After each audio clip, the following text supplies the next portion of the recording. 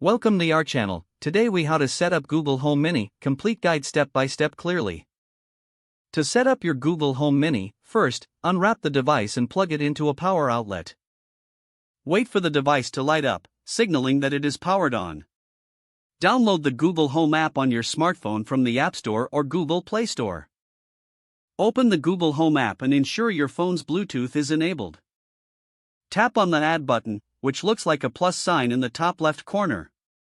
Select Set Up Device from the list of options. Choose New Devices to start searching for available devices. The app will prompt you to select a home, so choose the appropriate one or create a new home if necessary. After that, the app will begin searching for your Google Home Mini. Once it finds your device, it may play a sound to confirm it is connected. Follow the on-screen instructions to confirm that the sound came from your device.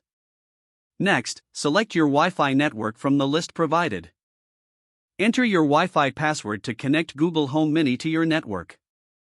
Once connected, the app might ask you to choose your preferred voice for Google Assistant. You can link any music services you use by following the prompts in the app. If prompted, you may also choose to enable Voice Match, which allows Google Assistant to recognize your voice. Then, you can set up other preferences like calendar access and smart home controls.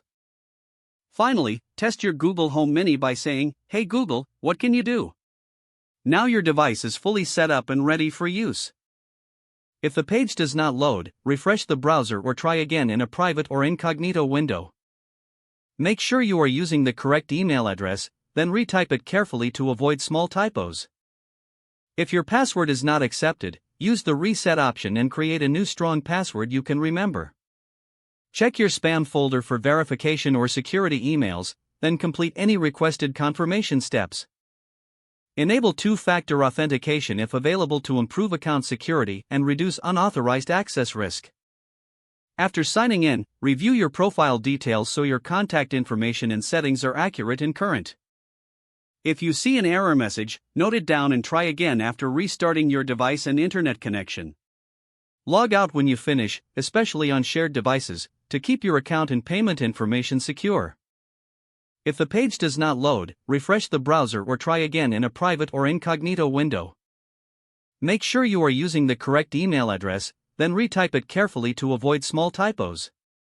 Don't forget to like this video and subscribe to our channel for more step-by-step tech guides.